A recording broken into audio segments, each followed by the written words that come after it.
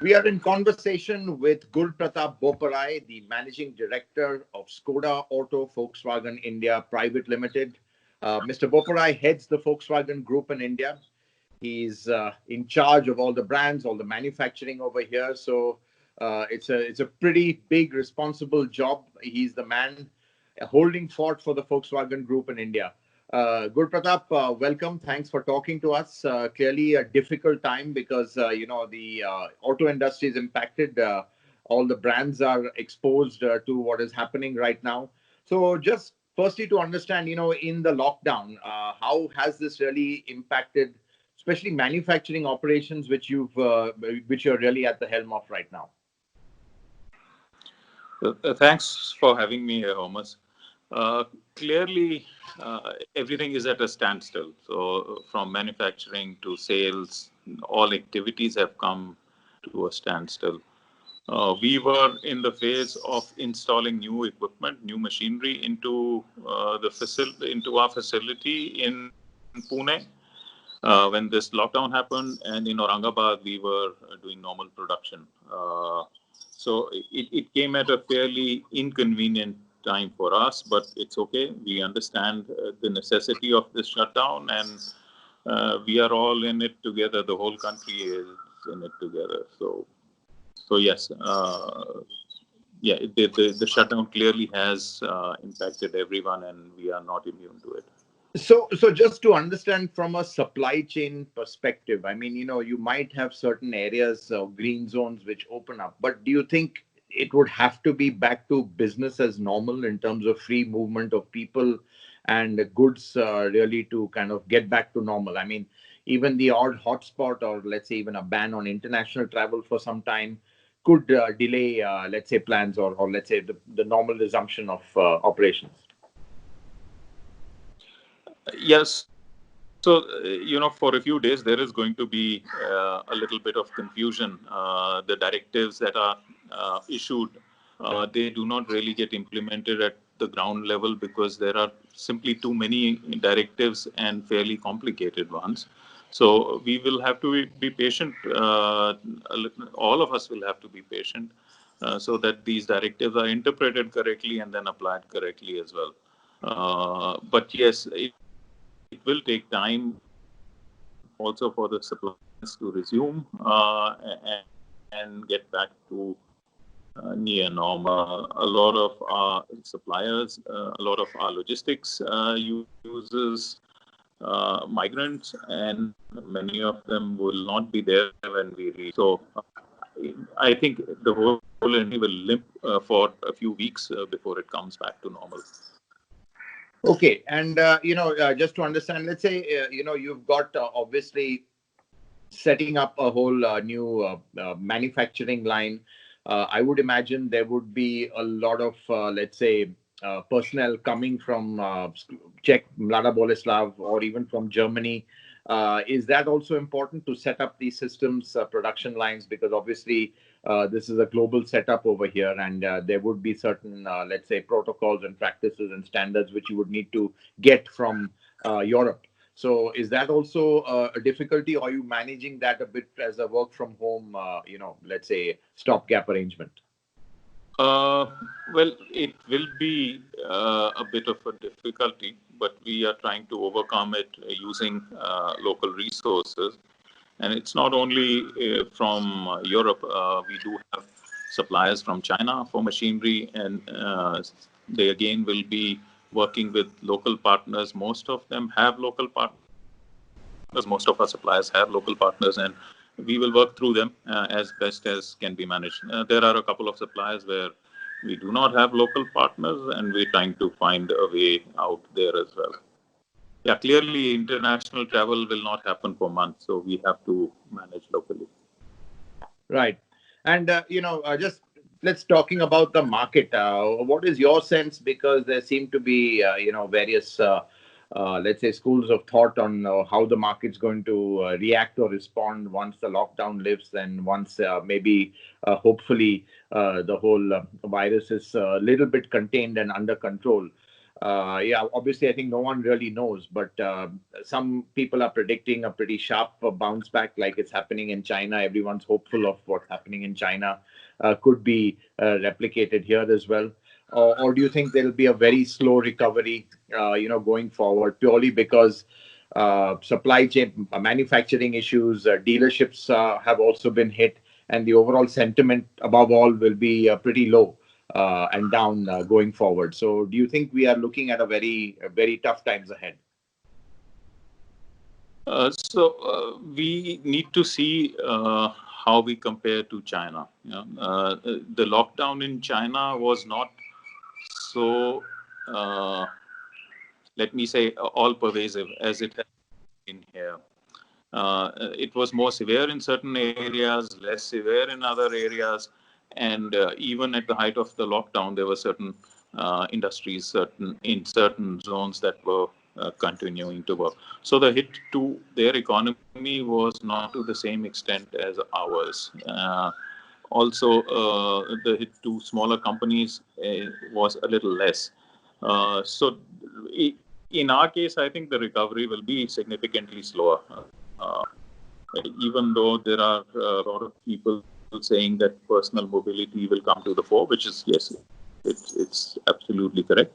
But will people be spending X lakhs of rupees on a new car when they're not sure whether their job will be around or whether their business was?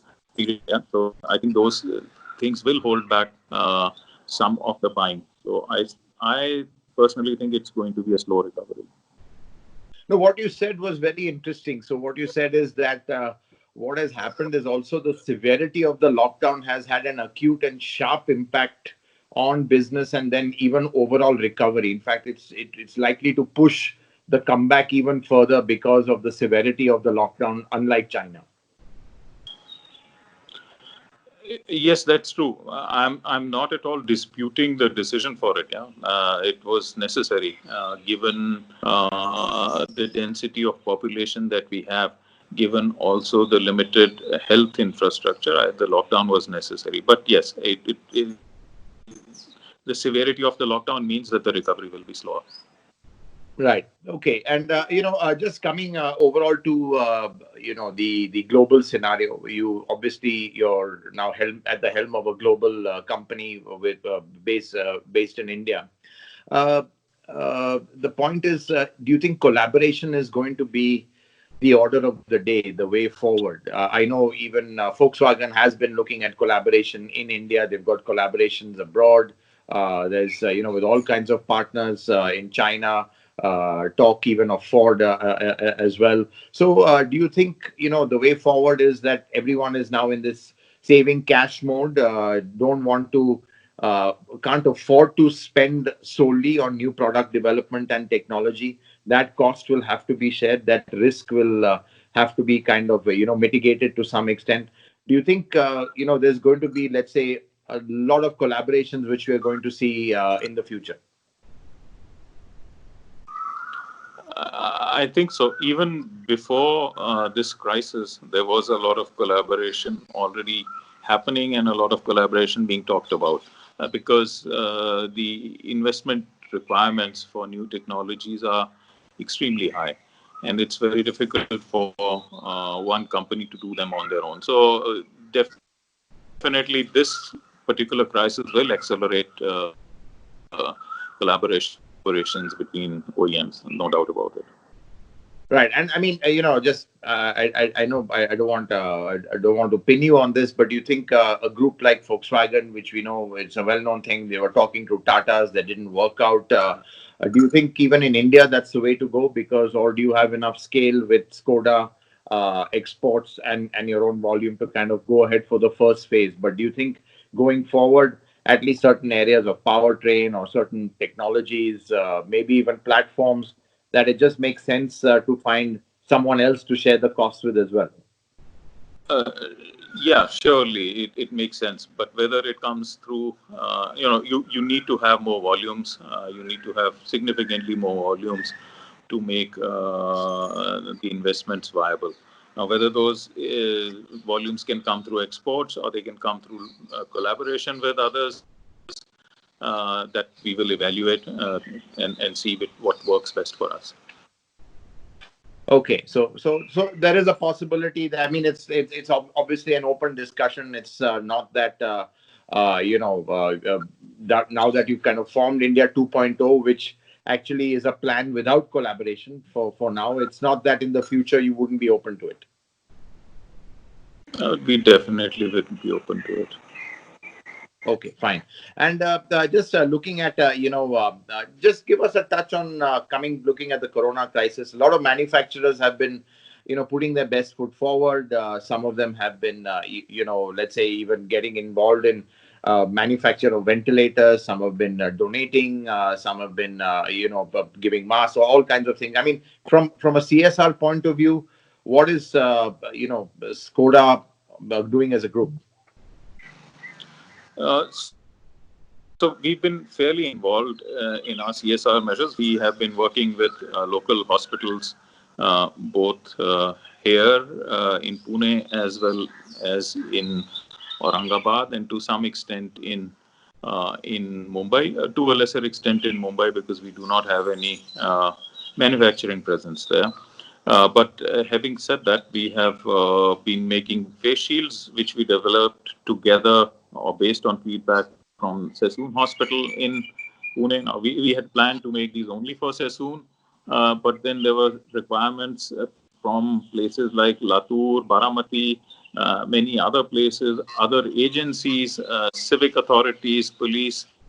So it's a product that has really taken off. Of course, we're doing it completely without any charges to anyone. Other than that, we worked on these masks. These are basically snorkeling masks that we had modified, so you could feed oxygen into them, and these can be used in operating theaters and other environments where the health staff, the medical staff, is exposed to high risk. We also developed a respirator. We are still fine-tuning it. We will work with the local hospitals. The other thing that we have worked on is splitters, where you can use one ventilator on more than one patient. So we are ready with these. So far, the load in the hospitals is not to a breaking point, so they haven't really been put into use. But we are ready to supply them as and when they are developed and ready. We have worked with a couple of NGOs in providing food to the needy, as well as with another NGO to whom we have provided food packets to be cooked, so cooked food as well as rations for the needy people. And we made a donation to Sassoon Hospital in times when they were really facing their initial funds crunch. Right. The effort goes on. We are looking at, as things emerge, as requirements emerge in the local community, we try to address them. Right. And, obviously, as I've said, auto industry, one of the few industries, really come forward to help in whatever way in this crisis. Let me put it to you. Another question is, auto industry obviously needs help from the government. A lot of governments all over the world are giving, the auto industry by way of support, some kind of SOPs, some kind of, a little bit of even just a pat on the back. I think in India, we've never seen really, direct or overt support for the auto industry. But now, do you think in this sort of crisis, something should be expected by way of lowering taxes or, just increasing liquidity, which I know that's being done, especially, for the retail business? What do you feel, are a few steps that could be done to kind of ease the pain for the auto industry? I think the liquidity measures, even before this crisis struck, had limited effect on creating demand.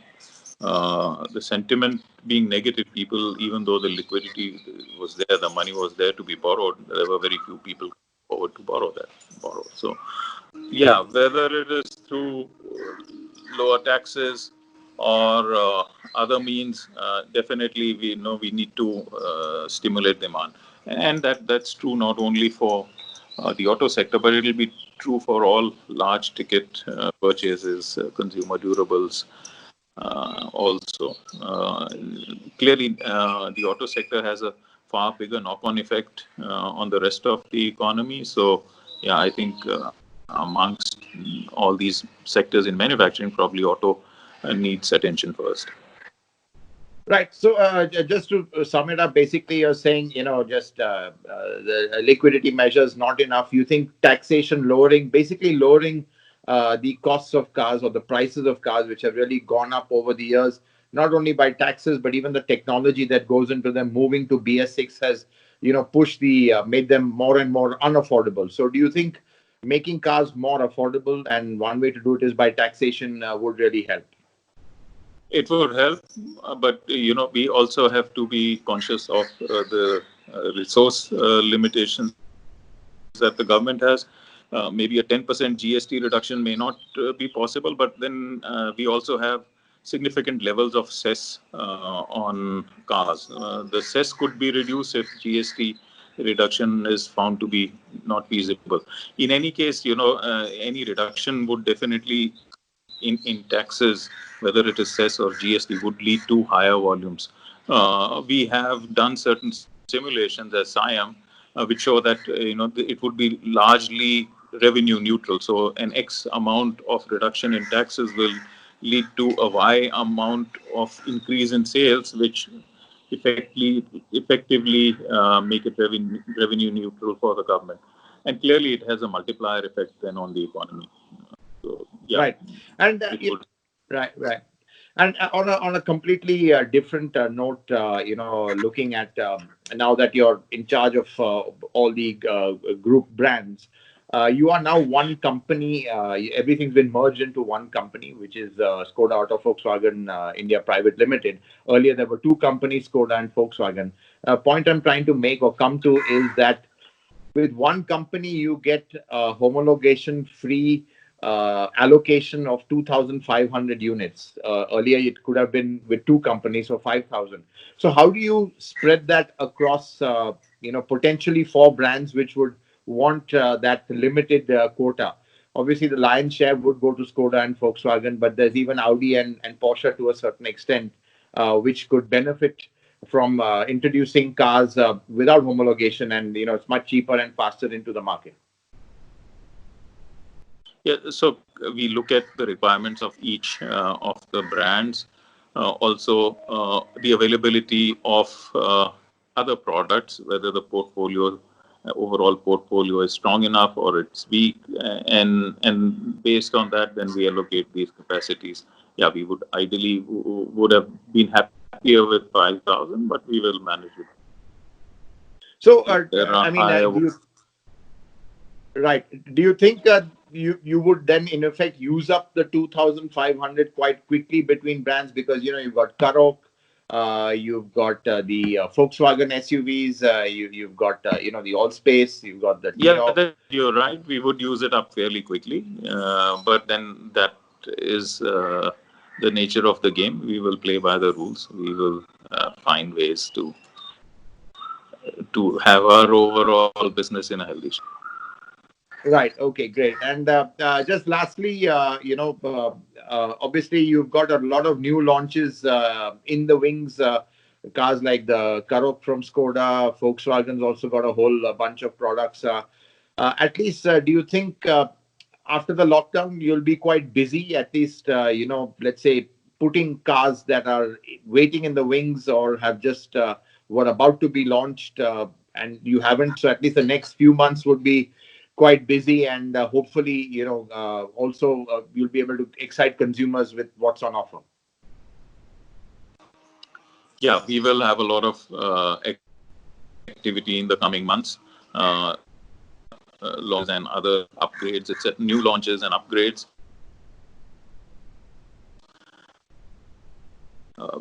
for our fan following, our customers engaged with us. Yeah. There will be enough. Okay, great. Sorry, we lost you there. I think the network is bad. So basically, what you're saying is a lot of action in the first couple of months. Keep the interest in the market going, and then take it from there. Maybe even buckle down for a pretty rocky ride. And I think no one knows how it is, but I think one can only hope for the best. Yes, we're keeping our fingers. First of all, we that this comes out of this relatively unscathed in terms of health, and then we will all work together to bring the economy back on track. Great. Thanks, Gurpratap. Thanks for talking to us. Wish you all the best. Stay safe, and hope to see you once in person once all this subsides. Thanks for talking to us.